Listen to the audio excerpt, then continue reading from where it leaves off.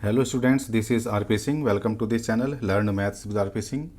आज इस वीडियो में शिक्षा निदेशालय द्वारा उपलब्ध कराई गई कक्षा 7 गणित की वर्कशीट नंबर 1 लेते हैं। इसमें नंबर्स के बारे में है। यहाँ पर बताया गया है, सबसे पहले है प्राकृतिक संख्याएं। तो जो संख्याएं 1 से स्टार्ट होती हैं, जब हम वस्तुओं को गिनते हैं 1 2 3 4 5 इस तरह से गिनना शुरू कर देते हैं, तो ये संख्याएं प्राकृतिक संख्याएं कहलाती हैं। इनका कभी भी अंत नहीं होता। बड़ी से बड़ी प्राकृतिक संख्या में एक ऐड करने पर अगली संख्या आ जाती है। तो ये प्राकृतिक संख्याएं हैं जो कि 1 से शुरू होती हैं। अगर इन संख्याओं के पहले हम शून्य लगा देते हैं तो पूर्ण संख्याएं बन जाती हैं। इसका मतलब पूर्ण संख्याएं शून्य से स्टार्ट होती हैं। सबसे छोटी पूर्ण संख्या शून्य हो गई, सबसे छोटी प्राकृतिक संख्या 1 हो गई। अगर हम प्राकृतिक संख्याओं के निगेटिव नंबर ले लें, माइनस की संख्या ले लें, तो फिर वह पूर्णांक बन जाते हैं। तो पूर्णांक में प्राकृतिक संख्याएं भी आ जाएंगी। ये धन पूर्णांक हो जाएंगे, शून्य पूर्णांक भी है, और इधर माइनस के पूर्णांक हो जाएंगे। सभी प्रश्नों को पूरा करें, सही या गलत बताएं। शून्य सबसे छोटी प्राकृत संख्या है। हमने देखा कि सबसे छोटी प्राकृत संख्या 1 है। शून्य सबसे छोटी पूर्ण संख्या है, प्राकृत संख्या नहीं है। तो ये गलत हो जाएगा, यहाँ पर ये गलत है। -7 एक पूर्णांक नहीं है। यहाँ पर -5 तक है, लेकिन ऐसा नहीं है। इसके आगे भी हम -6 फिर -7 इस तरह से आगे लगातार लिखते रहेंगे। तो -7 पूर्णांक में आएगा और ये ऋण पूर्णांक है। तो इसका मतलब ये भी गलत हो गया। -7 एक पूर्णांक है। अब यहाँ पर तालिका को पूरा करना है। नीचे दी गई तालिका को पूरा करें और दिए गए प्रश्नों के उत्तर तालिका का उपयोग करके लिखें। ये तालिका है, इसमें सम संख्याएँ, विषम संख्याएँ, अभाज्य संख्याएँ, भाज्य संख्याएँ, गुणनखंड और गुणनखंडों की संख्या ये लिखी हुई है। पहली संख्या ये विषम संख्या है 1। 1 के गुणनखंड केवल 1 ही है, इसका मतलब गुणनखंडों की संख्या 1 हो गई। 2 देखें तो 2 सम संख्या है, अभाज्य संख्या भी है, क्योंकि 2 केवल 2 से ही भाग होता है। इसके गुणनखंड लिखें तो 1 और 2, इसके 2 गुणनखंड हो जाएंगे। इसका मतलब 2 को हम 1 से तथा 2 से भाग कर सकते हैं, और गुणनखंडों की संख्या हो गई 2, 1 2। इस तरह से आगे करना हमें। अब 3 है, तो 3 संख्या कैसी होगी? 3 विषम संख्या है, 3 अभाज्य संख्या भी है। क्यों है? क्योंकि हम देखें कि 3 के गुणनखंड क्या होंगे? 1 होगा और 3 होगा। 3 को हम 1 से तथा 3 दोनों से भाग कर सकते हैं। गुणनखंडों की संख्या हो गई यहाँ पर 2। 2 गुणनखंडों की संख्या है, इसलिए यह भी अभाज्य संख्या है। अब हम देखेंगे 4 को, तो 4 सबसे पहले तो ये सम संख्या है। इसके बाद हम पहले इसके गुणनखंड देख लेते हैं। तो 4 को हम 1 से, 2 से, 4 से भाग कर लेते हैं, तो इसके 3 गुणनखंड हो गए। जिन संख्याओं के 2 से अधिक गुणनखंड होते हैं उनको हम भाज्य संख्या कहते हैं। तो 4 भाज्य संख्या हो जाएगी। अगली संख्या 5 है, तो 5 विषम संख्या है। 5 के गुणनखंड देखते हैं, 1 तथा 5 गुणनखंड होंगे। इसका मतलब कुल गुणनखंड 2 हो गए। जिन संख्याओं के 2 गुणनखंड होते हैं उनको हम अभाज्य संख्या कहते हैं। तो 5 अभाज्य संख्या हो गई। अगली संख्या 6 है। 6 सम संख्या है, ये तो हम जानते हैं। अब हम 6 के गुणनखंड देखते हैं, तो 1 2 3 6, ये सभी 6 के गुणनखंड हो गए। 6 को हम 1 से, 2 से, 3 से तथा 6 से भाग कर सकते हैं। तो यहाँ पर गुणनखंडों की संख्या हो गई 4, इसलिए ये भाज्य संख्या होगी।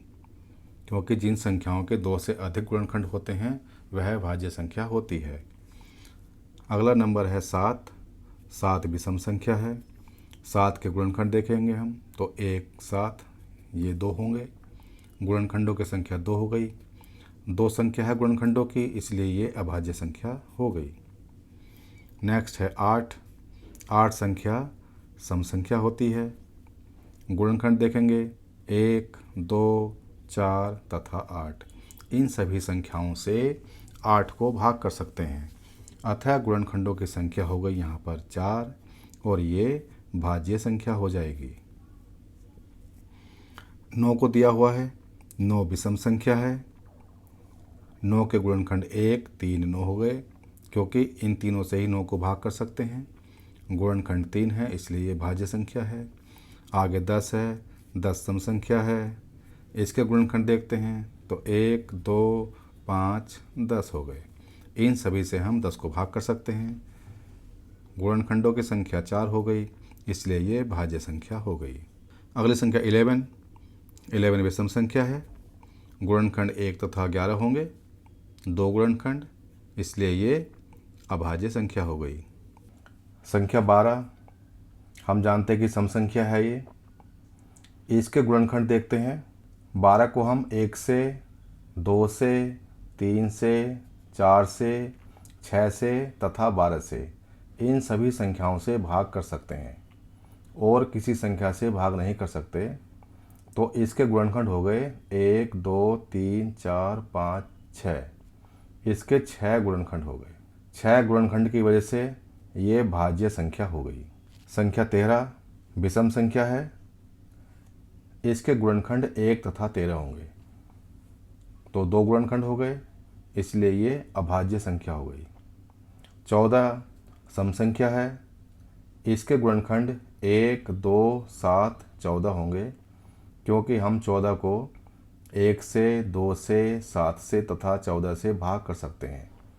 तो इसके गुणनखंडों की संख्या हो गई 4, अतः ये भाज्य संख्या है। 15 विषम संख्या है।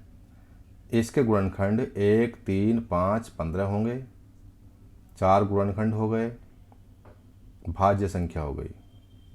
16 सम संख्या है। गुणनखंड हो गए 1 2 4 8 16। 16 को हम 1 से 2 से 4 से 8 से तथा 16 से ही भाग कर सकते हैं, तो इसके गुणनखंड 5 हो गए और इस वजह से ये भाज्य संख्या हो गई। वे सभी संख्याएं लिखिए जिनके गुणनखंड विषम संख्या में है। विषम संख्या मतलब 1 3 5 7।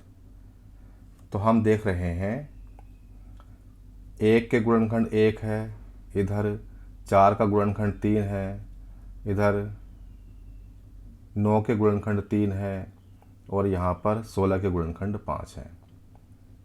तो इसका मतलब 1 4 9 16 संख्याओं के गुणनखंड विषम संख्या हैं और बाकी सभी संख्याओं के गुणनखंड सम संख्याएं हैं। तो वे सभी संख्याएं लिखिए जिनके गुणनखंड सम संख्याएं हैं। तो इसमें 2 3 5 6 7 8 10 11 12 13 14 15 इन सभी संख्याओं के गुणनखंड सम संख्याएं हैं। 10 और 12 के सार्व गुणनखंड लिखिए। तो 10 के तथा 12 के हम गुणनखंड अलग अलग लिख लेते हैं। 10 के गुणनखंड 1 2 5 10 हो गए तथा 12 के गुणनखंड 1 2 3 4 6 12 ये सभी हैं। सार्व गुणनखंड का मतलब है कॉमन फैक्टर्स। तो इसमें कॉमन कौन कौन से हैं? 1 यहाँ पर है, यहाँ भी है, 2 यहाँ पर है, यहाँ भी है। तो 1 तथा 2 इनके सार्व गुणनखंड हो गए। प्रश्न 3 छायांकित भाग को भिन्न से सुमेलित कीजिए। यहाँ 1/2 है, तो यहाँ पर हम देख रहे हैं कि ये अगर इसको हम पूरा कर लें तो एक भाग तो ये छायांकित है और एक भाग इसका खाली है, तो इससे इसका मिलान हो जाएगा। 1/3 3 भाग किए, 1 भाग लिया, ये यहाँ पर आ रहा है। ये एक वृत्त बना हुआ है, इसके 3 भाग हैं, एक भाग को रंगीन किया हुआ है, तो रंगीन भाग 1/3 है।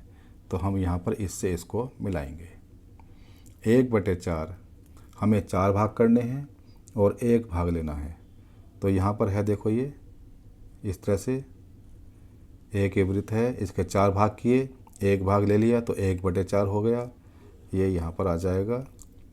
इसके बाद है 1/5, 5 भाग किए, 1 भाग लेना है तो यहाँ पर आ रहा है ये इस तरह से 1 2 3 4 5 5 भाग किए हैं, 1 भाग कलर्ड है, रंगीन है, तो इसका मान हो गया 1/5, ये यहाँ आ जाएगा।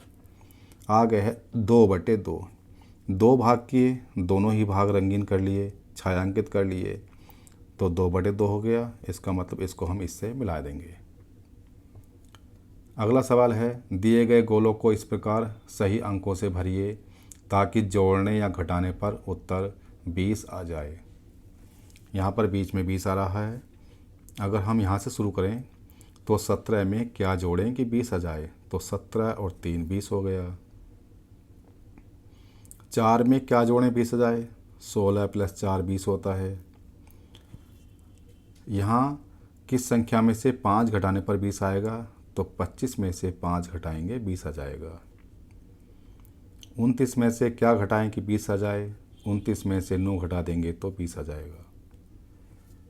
0 में क्या जोड़ें कि 20 आ जाए, 0 में 20 जोड़ेंगे तो 20 आ जाएगा। 1 में क्या जोड़ें कि 20 आ जाए, तो 19 + 1 20 होता है। 33 में से क्या घटाएं 20 आ जाए, 13 घटाएंगे तो 20 आ जाएगा। अगर हम 40 में से 20 घटाएंगे तो 20 आ जाएगा। इस तरह से हमने ये सारे गोले भर लिए हैं। अब ये वर्कशीट पूरी हो चुकी है। अगर ये वीडियो आपको अच्छी लगी हो तो इसको लाइक करें, शेयर करें, चैनल को सब्सक्राइब करके बेल आइकन प्रेस कर लें, जिससे कि आगे आने वाली वीडियोज़ के नोटिफिकेशंस आपको मिलते रहें। Thanks for watching this video.